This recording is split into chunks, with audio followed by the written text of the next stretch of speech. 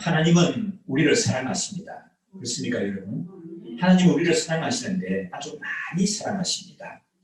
하나님의 자녀들이 구원의 확신을 가지고 하나님이 허락하신 그런 풍성한 삶을 살기를 원하십니다.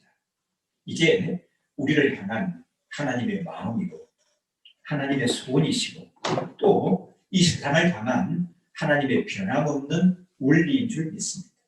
하나님의 자녀들이 구원의 확신을 가지고 하나님 자녀답게 살아가는 것, 우리 하나님은 너무 원하십니다. 그래서 예수님께서도 말씀하셨어요. 지난번에도 또 그 지난번에도 인용을 했는데 요한복음 10장 10절의 말씀 보니까 내가 온 것은 양으로 생명을 얻게 하고 더 풍성히 얻게 하려는 것이다. 나로 하여금 내가 이 땅에 온 것은 양으로 생명을 얻게 하고 그 양이 결국 생명을 풍성히 누리게 하는 것이 내가 이 세상에 온 목적이다. 예수님이 그렇게 말씀하셨습니다. 여기 양이 뭡니까? 우리들이죠. 납니다. 나가 우리 자녀들이, 우리 가족들이, 우리 예언교회 속한 모든 권속들이 생명을 더 풍성히 누리는 것 우리 하나님이 원하십니다. 그리고 우리 하나님께서는 우리에게 풍성하게 공급해 주실 수 있는 충분한 이 물량을 가지고 계십니다. 아주 어마어마한 큰 은혜의 저수지를 가지고 계시거든요. 그 은혜의 저수지는 절대로 메마르지 않습니다.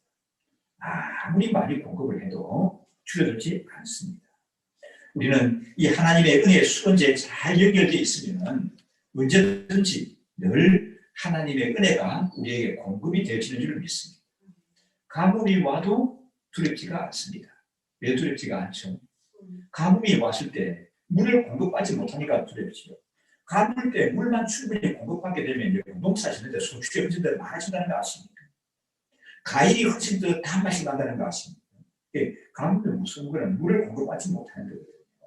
일조량이 많으면 더 잘 자라는 겁니다. 이 수분만 충분히 공급을 받으니. 근데 우리 가뭄이 와도 두렵지 않은 것은 우리 하나님의 은혜의 저수지는 뭐하기 때문에 마르지 않기 때문에 그렇습니다. 코로나19가 와도 두렵지가 않습니다. 왜 그렇습니까? 우리 하나님은 전능하시기 때문에 그렇습니다. 그래서 시편 91편에 보면 이렇게 말씀하고 있죠. 2절, 6절 말씀. 자, 함께 우리 한번 읽겠습니다.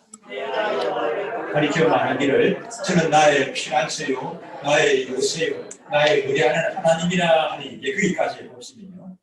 내가 하나님을 가리켜 뭐라고 말한다고요? 나의 피난처가 되시고 또 나의 요새가 되시고 내가 의뢰하는 하나님이 되십니다. 그래서 어쨌다는 거예요. 그래서 어쨌다는 거죠. 6절의 말씀 한번 읽으시면요. 그 감중에 행하는 영명과 백주에 항폐기하는 파멸을 두려워 아니하리로다. 아멘이신가요? 그렇죠. 그 감중에 어둠 중에 일어나는 전염되는 그런 전염들과 또 밝은 낮에 항폐기하는 파멸이 있다 할지라도 내가 두려워 아니하리로다. 왜요? 그 이유가 2절의 말씀이죠. 하나님이 나의 피난처가 되시고 나의 요새가 되시고 나의 의뢰하는 하나님이시기 때문입니다. 그런데 이 하나님의 은혜에 이 수건지와 연결된 이 파이프라인이 있는데 그것이 만약에 좀 막히거나 이물질이 끼어서 막히거나 좀 꼬이게 되면 어떻게 됩니까? 곤란한 일이 일어나게 되죠. 하나님의 수건지에는 나에게 공급해 주실 충분한 은혜가 가득 들어있는데 이게 그 공급되는 파이프 라인이 꼬인다든지 막힌다든지 틀어지게 되게 되면 나는 메마르고 굶주게 되는 것입니다. 그래서 이 하나님의 은혜를 가로막는 것이 있어서는 안 되는 거예요. 그래서 우리 하나님과 우리의 관계에 있어서 하나님의 은혜를 가로막는 것이 무엇인가를 살펴야 됩니다. 그런 것이 있으면 그런 것들을 멀리하고 드러내야 되는 거예요. 자주 인용하는 말씀 이사야 59장에 보면 그렇게 말씀하죠. 자, 여호와의 손이 짧아서 구원치 못하시는 것도 아니다. 그 다음에 여호와의 귀가 둔하여 듣지 못하시는 것도 아니다. 그 문제는 뭐라는 겁니까? 우리 죄와 허물이 하나님과 우리 사이를 멀어지게 했다. 그렇게 이사야 선지자가 지적하는 것을 볼 수가 있지 않습니까? 그래서 우리 하나님의 은혜를 가로막는 것이 무엇인지를 우리가 알아야 하는 거예요. 오늘 말씀에 보면은 우리가 2주 전부터 시리즈로 살펴보고 있는데 하나님이 미워하시는 것, 하나님이 또 싫어하시는 것, 그런 것이 6가지가 있다 그렇게 말씀합니다. 그 중에 우리가 살펴본 게 어떤 것이 있었죠? 교만한 눈, 그리고 악한 계교를 깨하는 마음 같이 살펴봤습니다. 또 지난 시간에는 거짓된 혀, 그리고요 거짓을 말하는 망령된 증인, 여기에 대해서 4가지를 살펴봤죠. 오늘 또 2가지를 살펴보기로 원하는데, 오늘은 무지한 자의 피를 흘리는 손, 무지한 자의 피를 흘리는 손. 이게 손과 짝을 이루는 게 뭐죠? 발이죠. 발은 뭐라고 했습니까? 빨리 악으로 달려가는 발, 그랬습니다. 그래서 무지한 자의 피를 흘리는 손과 빨리 악으로 달려가는 발에 대해서 살펴보기로 원합니다. 이전에는 이런 말씀에 직접적으로 해당되는 경우가 많았습니다. 무지한 자의 피를 흘리고 남의 생명을 해치는 그런 일들이 참 많았거든요. 우리 지난 주일 살펴본 말씀 기억하십니까? 이스라엘 나라에 참 못된 왕이 있었는데, 못되기로는 그 아내가 그 왕보다 더 못됐다고 했습니다. 그 왕의 이름은 아합이었고 그 아내의 이름은 이세벨이었습니다. 이 악한 임금이 이웃에 있는 나봇이라는 사람의 포도를 탐을 했죠.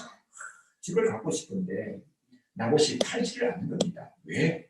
우리 조상적부터 이어오는 기업인데 이건 돈을 주고 이익을 남겨서 팔 수 있는 것이 아닙니다. 그 말이 결국 맞는 말이에요.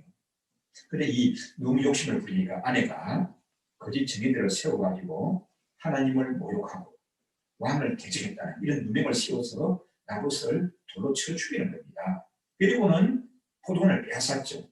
이게 전형적인 뭐예요? 무지한 자의 피를 흘리는 손이죠. 이런 것이 그 전에는 참 많았습니다.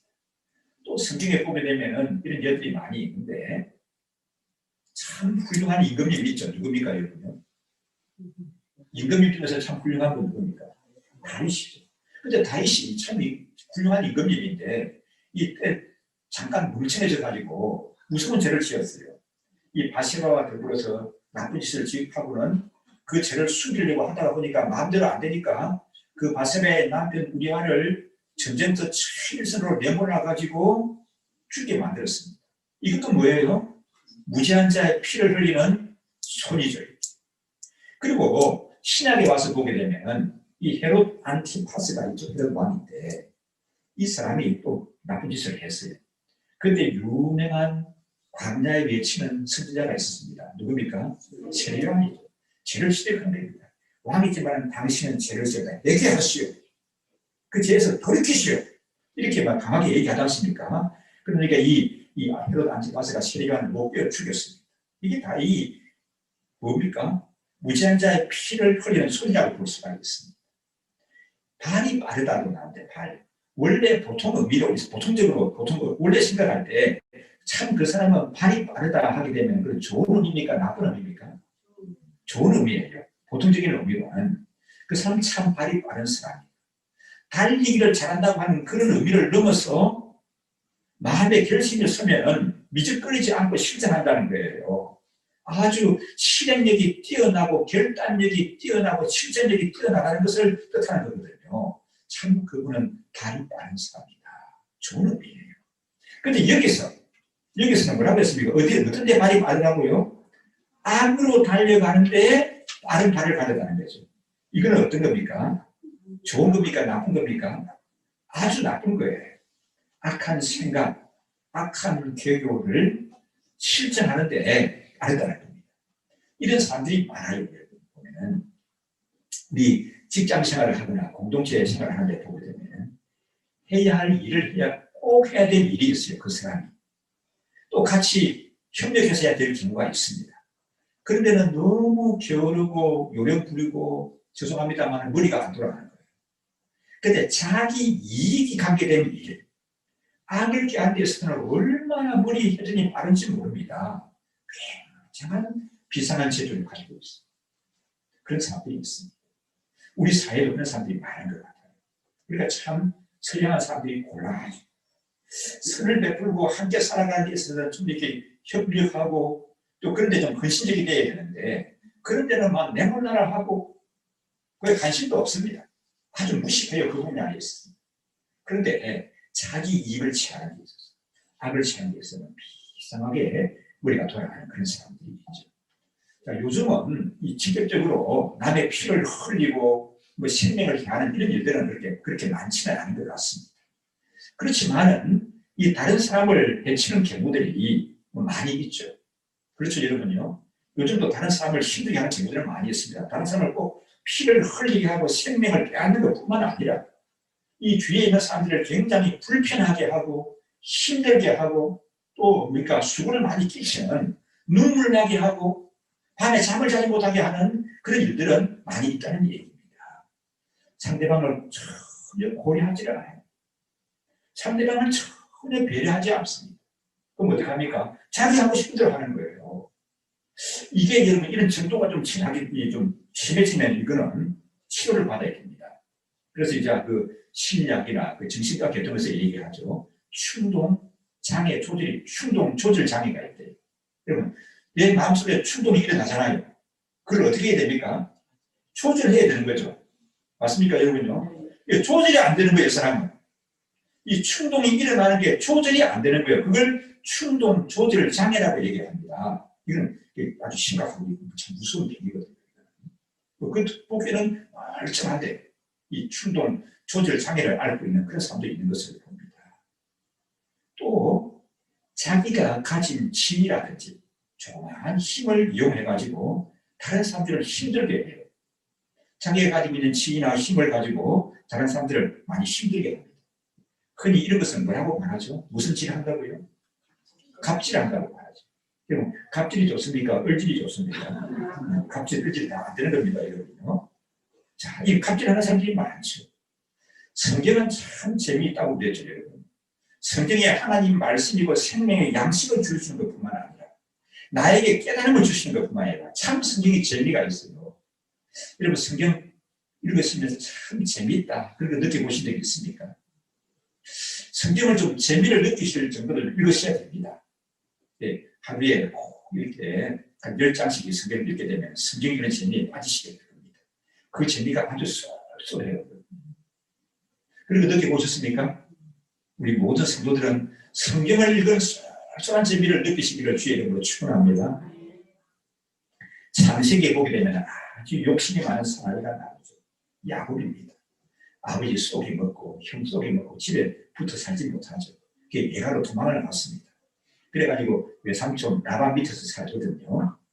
근데 이 야곱은 좀 이렇게 욕심이 많긴 하지만은 그래도 야곱은 어떤 사람인가 하면은 그 족장, 그 아브라함으로부터 약속된 그 족장의 반열에 오르는 것이 얼마나 귀한 것인가. 그 자리는 내가 어떤 방법을 쓰든지 좀 내가 그 자리에 좀 올라갔으면 좋겠다 하는 그 거룩한 이 영적인 것을 추구하는 그 본능은 아주 강한 사람이었습니다.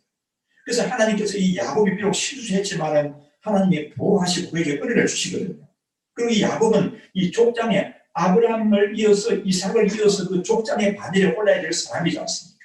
하나님이 이 야곱을 축복하시는 거예요. 그래서 이 라반의 집에 야곱이 나타나면서부터 라반의 집이 활짝 펼쳐지는 겁니다. 이 외갓집이 야곱이 가 있으면서부터 더 부자가 되었어요. 복을 받았다는 말입니다. 사람들 그런 얘기 하죠. 누구하고 결혼하면서부터 집이 활짝 일어났다. 어떤 며느리가 들어오면서부터 활짝 일어났다. 그런 얘기 하지 않습니까? 라반의 집은 누가 오면서부터 활짝 피었다고요? 야곱이 오면서부터 활짝 피었습니다. 예삼촌 라반도 이 사실을 잘 알아요. 그런데 욕심이 너무 많은 사람입니다. 그리고 거짓말 하는 데 있어서는 그 단수가 야곱보다 어떻다고요? 더 높은 단수에 있는 사람이에요. 그래가지고 이리저리 말을 바꾸고 가면서 야곱을 이용해 버렸습니다. 그 장면을 볼 수 있는 게 창세기 31장이거든요. 함께 한번 보실까요? 6절, 7절 말씀 함께 읽습니다.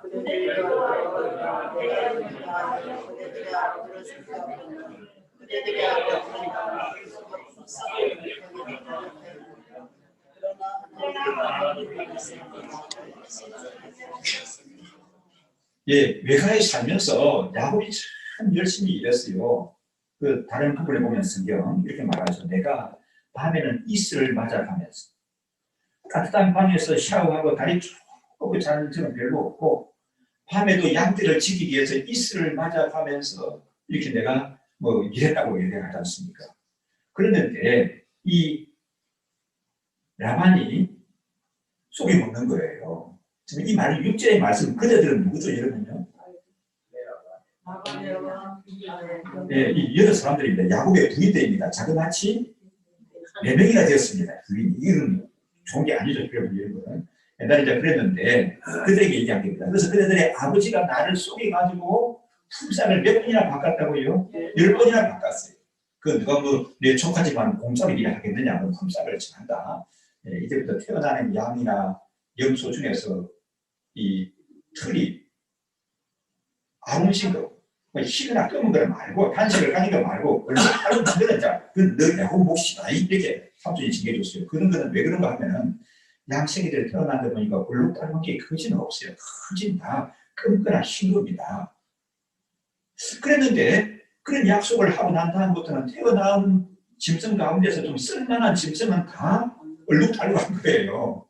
그러니까 이제 삼촌이 야, 우리 또 계약 바꾸자, 계약 변경하자, 도장 찍으라고 왔어. 그래가 뭐라고 말합니까? 이제부터 얼룩 닮은 건 다 내 거고, 단식으로 태어난 건 내 야곱 거다, 희거나 검은 건 내 야곱 거다. 그래 하게 되면은 또 건강하고 쓸만한 양이나 염소는 다 뭘 어떻게 태어납니까? 단식으로 태어나는 거예요. 이런 식으로 10번이나 속여먹고 변경을 했습니다. 그렇지만은 하나님이 복을 주시는 사람을 인간이 아무리 간사하고 해도 막지를 못하는 거예요. 그 말씀을 얘기하고 있죠. 7절에 구한번기가 뭐라고 말합니까? 이렇게 10번이나 바꾸었지만, 나를 이용해 먹었지만, 그러나 하나님이 그를 감아서 나를 해치 못하게 했다. 하나님이 도와주시고 축복해 주는 사람은 막을 수가 없는 거예요. 그분을 알아야 됩니다.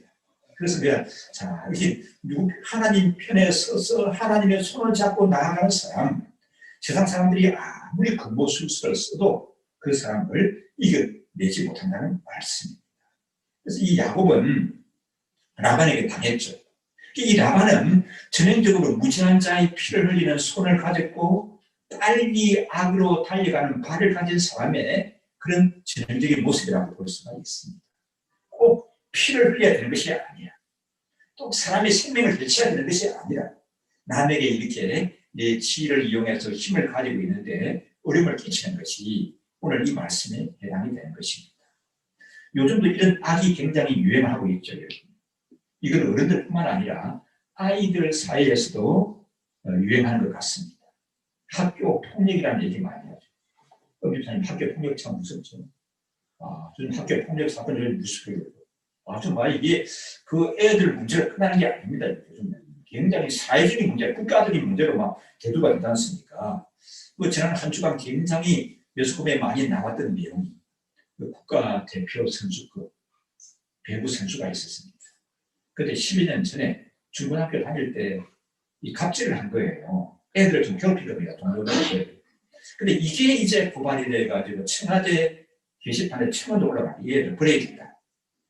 순식간에 이 버려야 된다는데 동조하는 사람이 막 10만이 넘었다는 얘기를 듣게 됐습니다.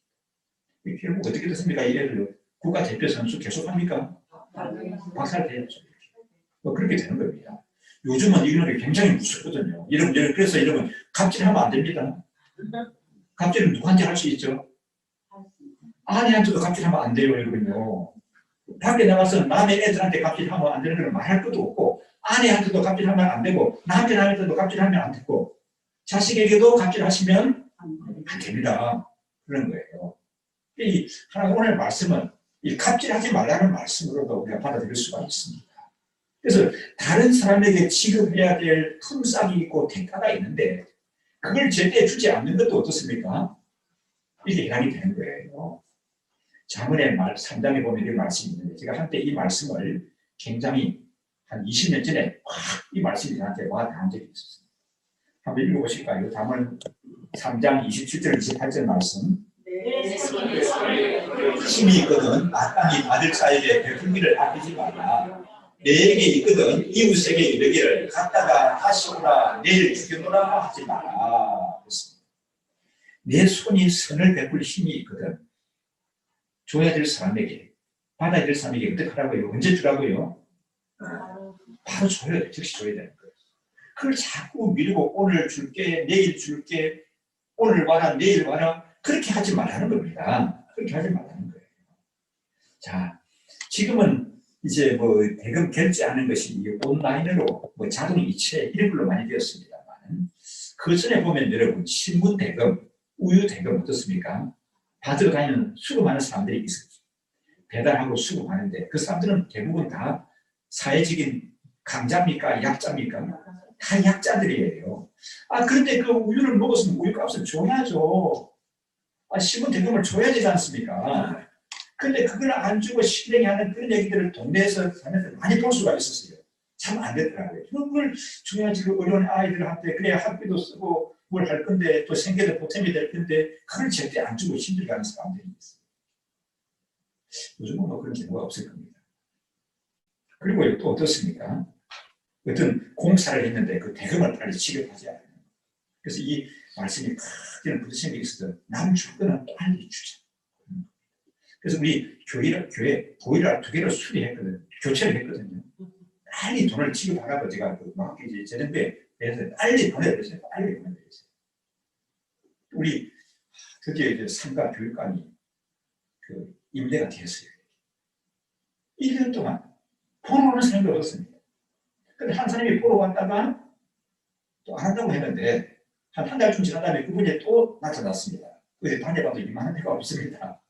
그 한 사람 1년 동안 나타나니까 한 사람이 요즘 그렇게 임대가 안 되나 봅니다. 근데 이제 이 창문을 좀 샤시로 바꿔보려는 거죠. 그 공사를 했거든요. 공사하는 사람 보니까 추운데 얼마나 안 쓰는지 모르겠어요. 그래서 그 돈도 빨리 보내드리라 그랬더니 그 공사하는 분이 참 목사님 고맙습니다 하고 다녀왔더라고요. 아니 여러분 그걸 좀 늦게 주면 뭐 이자가 붙습니까? 사람이 심리가 이상하죠. 그걸 줘야 될 걸 빨리 안 주는 거예요. 그런 것들이 여러분 오늘 말씀에 해당이 되는 것입니다. 그러면은 이 무지한 자의 피를 흘리거나 악으로 달리는 것을 어떻게 해야 됩니까? 즐겨야 됩니까? 멀리 해야 됩니까? 멀리 해야 되는 거죠. 악으로 달리는 걸 멀리 해야 되고 무지한 자의 피를 흘리는 것을 멀리 해야 됩니다. 그러면 어떻게 해야 됩니까? 어떻게 해야 우리가 그러면 이 하나님이 싫어하시는 이런 것들을 멀리하고 우리 하나님과 더 친밀해지고 가까워질 수가 있을까요? 말씀을 준비하다가 2가지를 생각했습니다. 하나는 뭐냐면 우리가 청직임을 알아야 합니다. 뭘 아셔야 한다고요? 누가 청직이에요? 내가 청직임을 아셔야 합니다. 이 무지한 자의 피를 흘리는 손이나 빨리 악으로 달려가는 발은 상대방에게 아픔을 주는 거죠. 그리고 상대방에게 손해를 끼칩니다. 이런 일을 행하는 사람은 어떻습니까? 그 마음에는 상대방을 배려하는 마음이 있습니까? 있어요, 없어요? 없죠.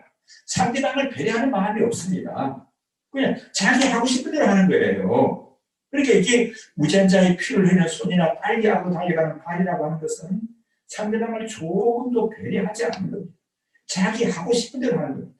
자기 입장에서만 생각하고 자기 입장에서만 먹고 자기 입장에서만 쓰는 겁니다. 이게 여러분 큰 문제예요. 이게 하나님 앞에서 뭐가 되는 거죠? 죄가 된다는 사실을 아십니까?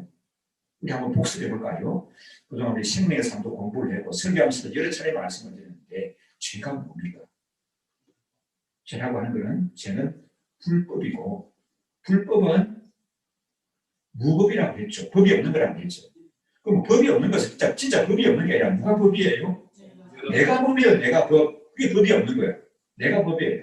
죽이는 사람, 살리는 사람 내가 다 결정하고 내가 마음대로 행하는 거예요. 그러니까 이제 자기가 하나님의 자리에 앉아서 주인 노릇하는 거거든요. 이게 뭐예요? 죄라는 겁니다. 그게 죄입니다. 그런데 우리는 아셔야 할 것은 나는 뭐이다? 청직이에요. 청직. 그럼 청직이면 누가 주인이에요? 하나님이 주인이십니다. 우리가 많은 것을 가지고 있고 다른 사람에게 선한 영향력을 미칠 수 있다 할지라도 나는 뭐이다? 청직에 지나지 않는 거예요. 내 것 가지고 하는 게 아닙니다. 사람들이 이런 게 있거든요. 이게 자기가 주인이 되다 보니까 남에게 주는 것도 당연히 누구 거 주는 거예요? 자기 거 주는 겁니까? 하나님에게 주는 겁니까? 그런 사람들은 누구 준다고 생각하죠? 자기가 주인인 사람은 자기 것 주는 거죠. 하나님 앞에 바치는 것도 하나님의 것을 바치는 겁니까? 자기 것을 바치는 겁니까? 자기 것을 바친다고 생각하는 거예요. 그러니까 문제죠. 그게 문제랍니다. 이게 내가 다른 사람에게 많이 베풀고 도움 주는 게 있다 할지라도 이거는 나는 뭐일 뿐이다? 청지기일 뿐이에요. 주인이 계신 거예요. 주인이 청지기일 뿐입니다.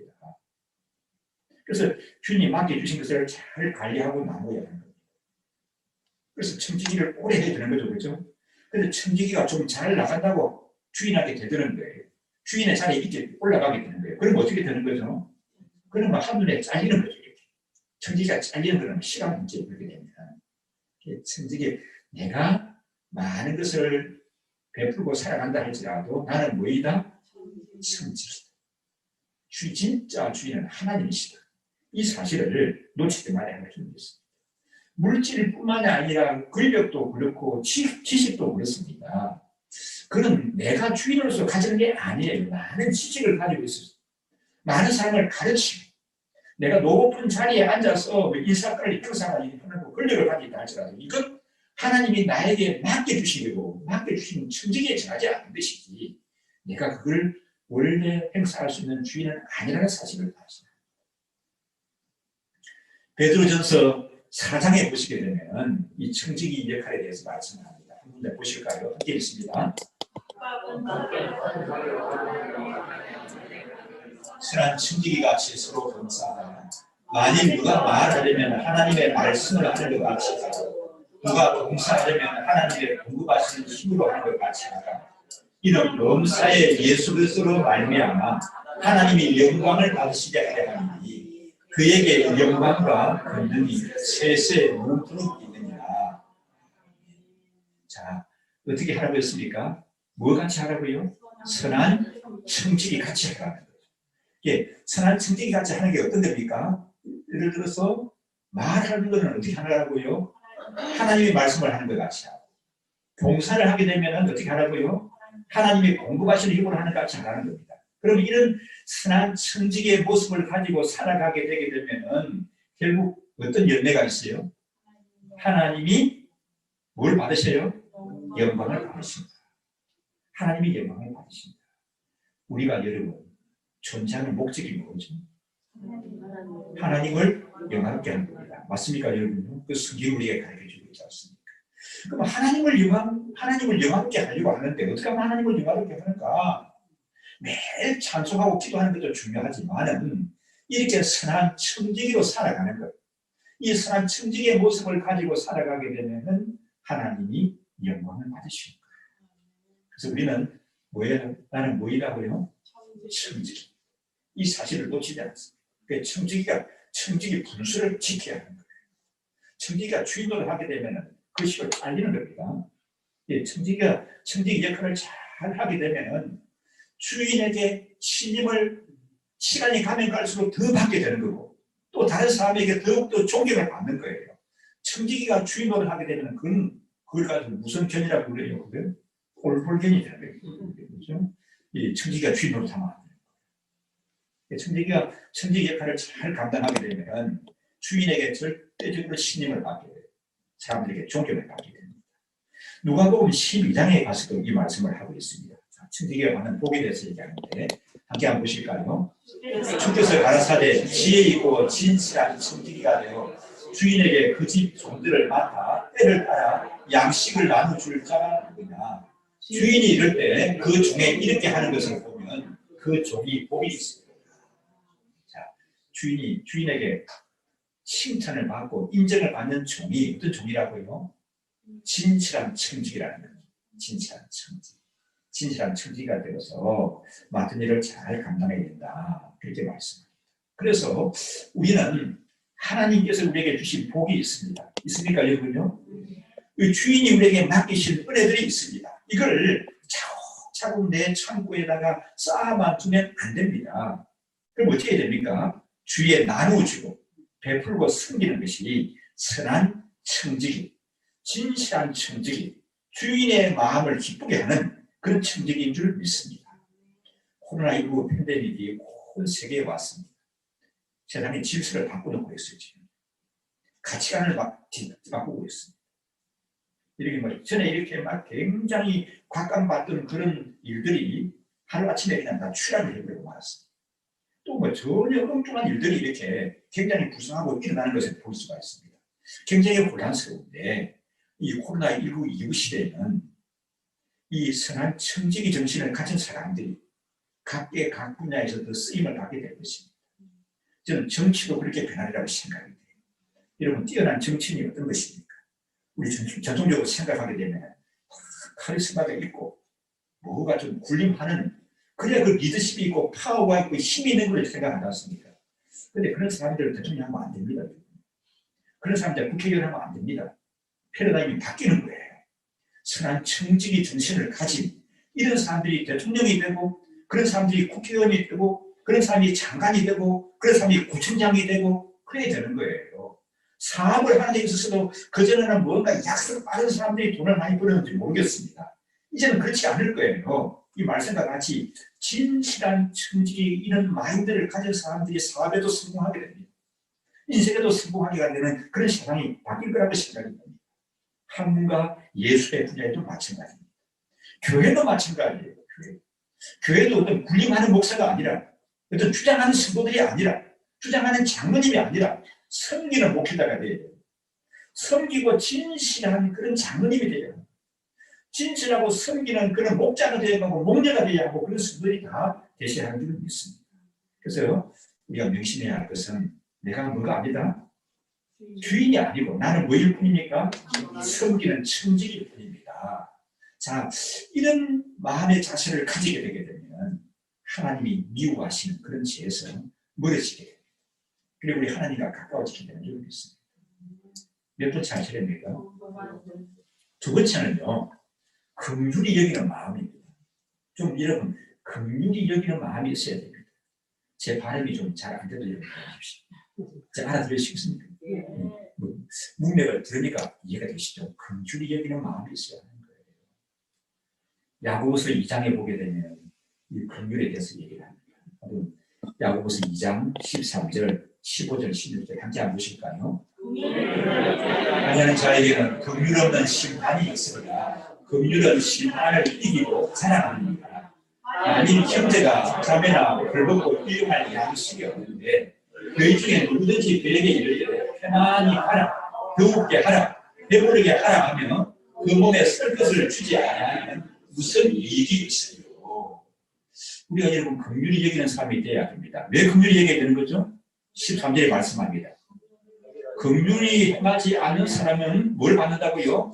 긍휼이 없는 심판을 받는 거예요. 여러분, 긍휼이 없는 심판을 받으면 어떻게 되죠? 다 사망에 이르게 됩니다. 다 사망에 이르게 되는 거예요. 하나님이 긍휼히 여기셨어요. 우리를 봐주셨어요. 불쌍히 여기셨어요. 오늘 제가 이렇게 있는 거예요. 오늘도 설교할 수 있는 겁니다. 만약에 하나님이 나를 긍휼히 여겨주지 아니하시면 저는 이 자리에 설 수가 없습니다. 우리 이 자리에 나올 수도 없습니다. 우리는 벌써 심판을 받고 끝났을 것입니다. 그러면 이 긍휼히 여기지 않는 것이 어떤 것인가 하는 것을 얘기하고 있는데 15절 말씀 다시 한번 볼까요? 15절 16절 말씀. 만일 형제나 자매가 헐벗고 일용할 양식이 없는데 너희 중에 누구든지 그에게 이르되 평안히 가라, 더욱게 하라, 배부르게 하며 주지 않으면 무슨 일이 있습니까? 그리고 여러분 이어지는 17절의 말씀이 뭔가 하면요, 행함이 없는 믿음이 죽을 것이다, 그렇게 얘기하고 있는 겁니다.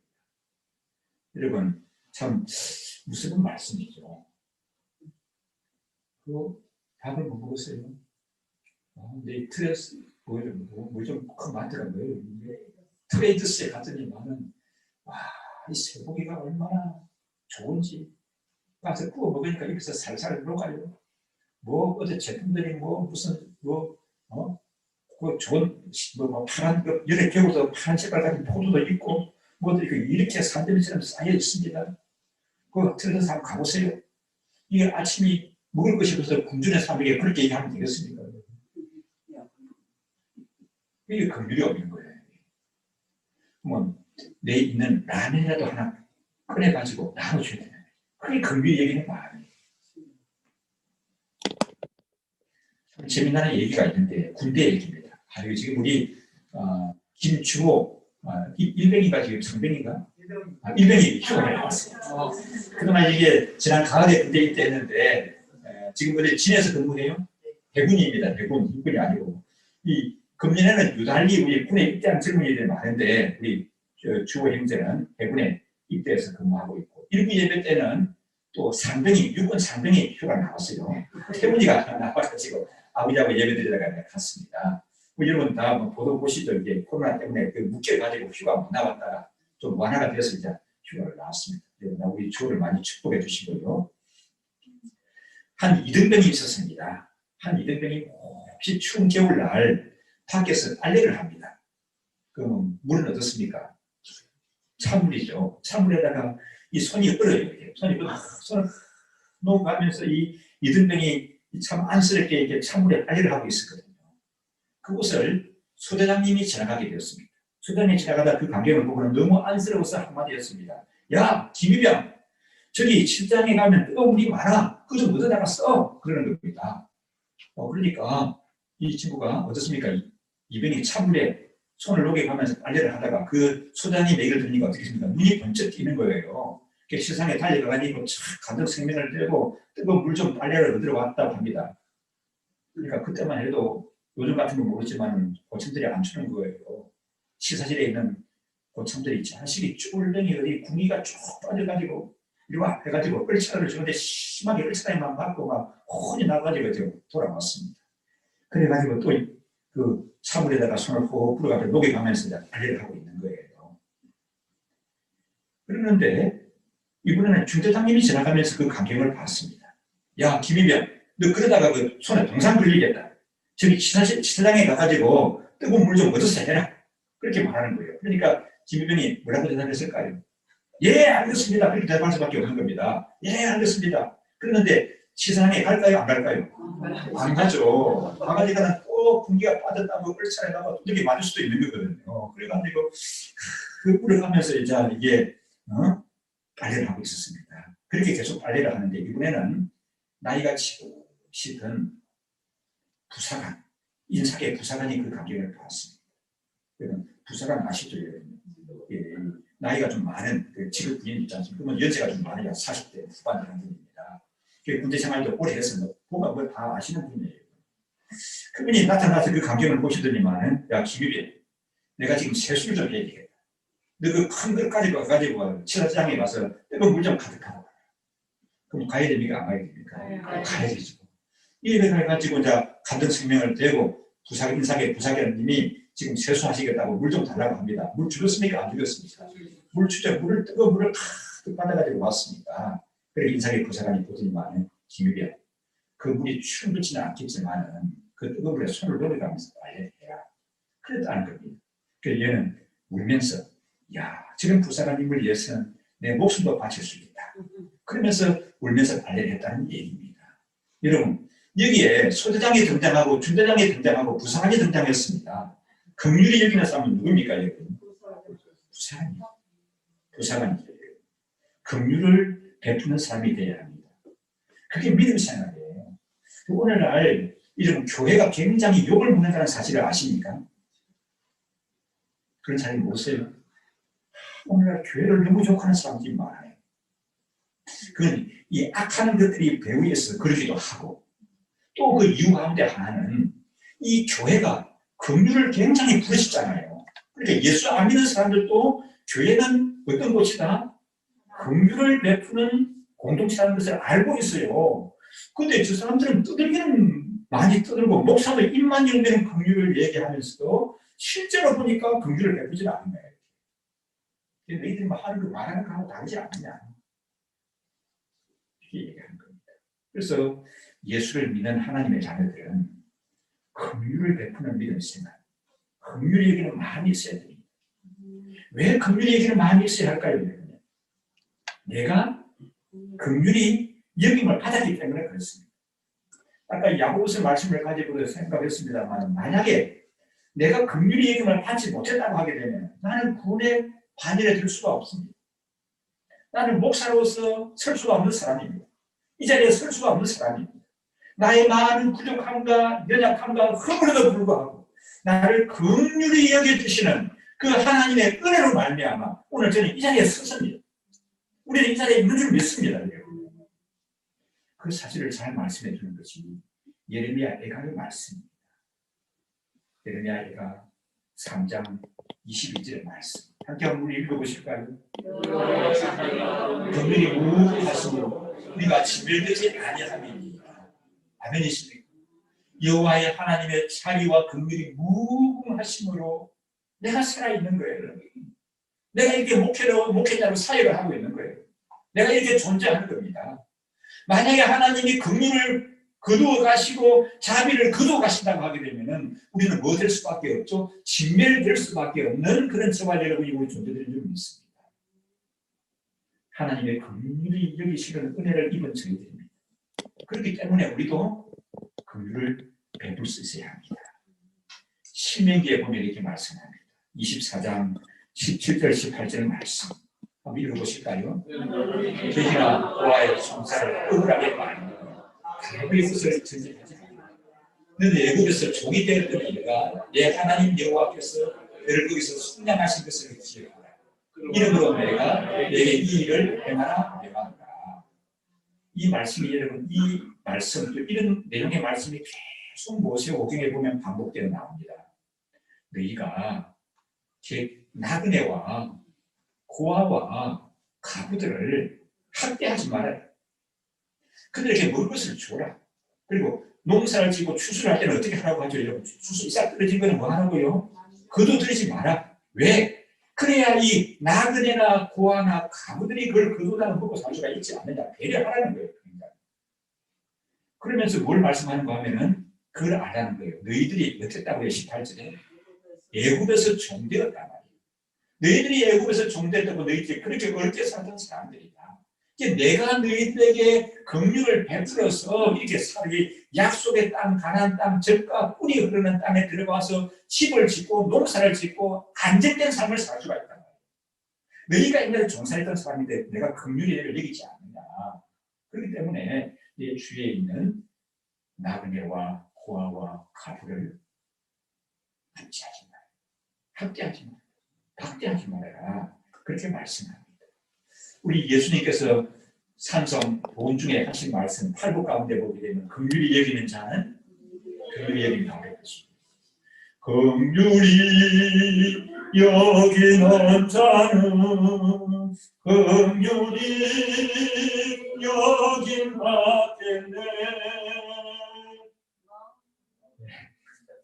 그러니까 긍휼히 여기는 자는 긍휼히 여기면 받습니다. 아멘이십니까? 그래서 마태복음 25장에 보면 예수님도 이렇게 말씀하십니다. 천국을 비유하신 말씀 가운데 마지막 때 있을 일들을 얘기하십니다.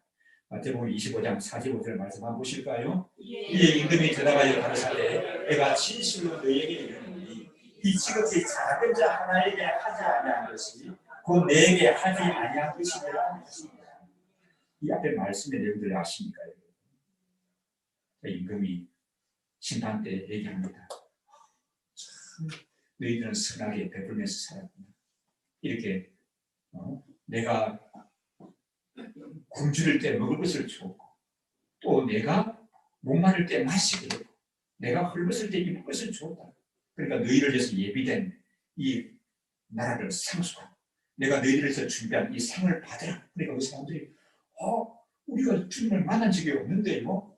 언제 우리가 그랬습니까? 예수님 하시는 말씀이 뭡니까? 여기 지극히 작은 자 하나에게 한 것이 곧 나에게 한 것입니다. 긍휼히 여기는 마음을 가지고 그렇게 어려운 사람에게 베푼 그것이 곧 누구에게 한 것이다?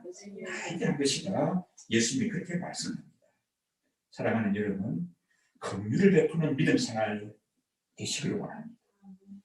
이 긍휼이라고 하는 것은 남에게만 베푸는 것이 아닙니다. 먼저 내 가정 속에서 긍휼이 있어야 하는 거예요. 사랑하는 우리 아내된 여러분들이요, 남편을 좀 긍휼히 여기는 마음을 가지십시오. 남편된 여러분들은 또 아내를 긍휼히 여기는 마음을 가지시기를 바랍니다. 여러분, 그렇지 않습니까? 다 그렇게 얘기를 하죠. 인생을 살아가다 보게 되면 몇십 년 살지 않습니까? 처음에 연애할 때의 감정이 몇 살까지, 몇 년까지 시술이 되죠? 우리 팀장님이 몇 년까지 시술이 되었습니까? 지금도 계속되고 있습니까? 지금도 계속되시나요? 그 감정만 가지고 살지 못하는 거예요. 이 서로 긍휼히 여기는 마음이 있는 거예요. 긍휼히 여기는 마음. 아내를 보면서 등이 굽은 아내의 모습을 보면서 긍휼히 여기는 마음. 누구 때문에 나한테 시집 가서 내 만나서 살면서 저렇게 등이 굽어서 머리가 하얗게 된 남편을 보면서 머리가 빠지고 하얗게 된 남편을 보면서 왜 남편이 저렇게 됐어요? 나 때문에 우리 자녀들 먹여 살린다고 저렇게 힘들게 고생한 남편은 아니에요. 좀 이렇게 긍휼히 여기는 마음을 가지게 되면 여러분 괜찮죠? 오늘날 이 코로나 와가지고도 부부 싸움이 너도 심하다 이렇게 좀 긍휼히 여겨야 됩니다. 예수 안 믿는 사람도 긍휼히 여기는 마음이 있죠. 그 유명한 유행가 가사는 잘 모르겠어 다 모릅니다만 젖은 손이 뭐요? 애처로워서 뭐 그런 것도 있지 않습니까? 그것도 그 안에 예수 안 믿는 사람도 아내를 긍휼히 여길 줄 알더라고요. 이렇게요. 우리는 예수 그리스도 십자가 복음이 있는 사람이라고 하게 되기 때문에 내가 주님으로부터 긍휼히 여김을 받은 사람 아닙니까? 아내를 긍휼히 여길 줄 알아야 합니다. 남편을 긍휼히 여길 줄 알아야 합니다. 자녀들을 긍휼히 여길 줄 알아야 됩니다. 나의 연세가 들어가는 부모님을 바라보면서 긍휼히 여기는 그런 마음들이 있어야 하는 거예요. 직장의 동료들을 긍휼히 여기는 마음이 있어요. 우리 이웃을 긍휼히 여기는 마음이 있어야 됩니다. 우리 하나님의 자녀들, 예수님을 구세주로 믿는 하나님의 자녀들은 코로나19에 결코 눌려서 살아야 될 사람들은 아닌 줄 압니다. 우리 가사 원장 이경주 목사님이 저하고 친구인데 어제 마지막에 참 재미나는 얘기를 하시죠. 코로나19 뭘 하되? 조심을 하지만 뭐 하지는 마십시오. 쫄지는 마십시오. 팔이 넘어지게 하죠. 우리는 코로나19에 쫄아서 살 사람은 아닙니다. 우리는 조심을 해야 됩니다. 방역을 잘 해야 됩니다. 이거는 쫄면 안 되는 거예요. 그 물려서 살 사람들이 아닙니다. 코로나19를 넘어서 하나님께서 예비하시고 허락하신 하나님 자녀의 복을 풍성히 누리는 그런 성도들을 대시할 줄 믿습니다. 무지한 자의 피를 흘리는 갑질하는 사람이 아니라 뭐가 되어야 됩니까? 선한 청지기가 되셔야 하는 거예요. 빨리 악으로 달려가는 발을 가진 사람이 아니라 긍휼을 베푸는 그런 성령의 사람들이 되셔야 할 줄 믿습니다. 함께 우리 마음을 모아서 합심해서 기도하십시다. 하나님 아버지, 내가 선한 청지기의 삶을 살게 하여 주옵소서. 내가 주인이 아닙니다. 내가 청지기임을 알게 하여 주옵소서. 하나님 아버지, 나는 참 하나님의 긍휼과 자비하심을 무궁히 입은 사람입니다. 하나님 아버지, 내가 내 아내를 긍휼히 여기게 하여 주옵소서. 우리 남편을 긍휼히 여기고 우리 자녀들을 긍휼히 여기는 마음을 주시고 우리 부모님을 긍휼히 여기는 마음을 주시고 우리 이웃들을 친구들을 긍휼히 여기는 마음을 주시옵소서. 하나님 아버지여, 이 시대를 긍휼히 여기는 마음을 주시고 이 이정자들이 예수님을 알지 못하기 때문에 교회를 핍박하는데 하나님 아버지여, 이 나라의 지도자들을 긍휼히 여기는 마음을 나에게 허락하여 주옵소서. 함께 우리 합심해서 한번 기도하겠습니다.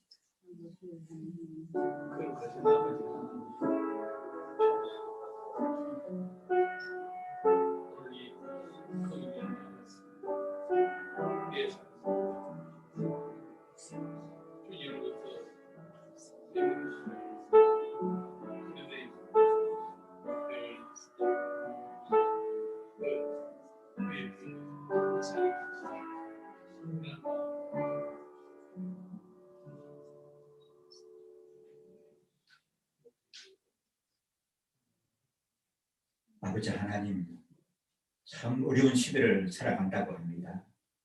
너무 사람들의 마음이 피폐해지고 있는데 우리는 늘 청지기일 뿐임을 알게 하여 주옵소서. 그리고 우리는 하나님의 인자와 긍휼하심을 무궁히 받은 사람들입니다.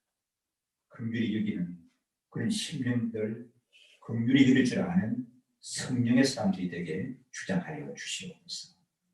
감사드리옵고 예수님 이름으로 기도드리옵나이다. 아멘.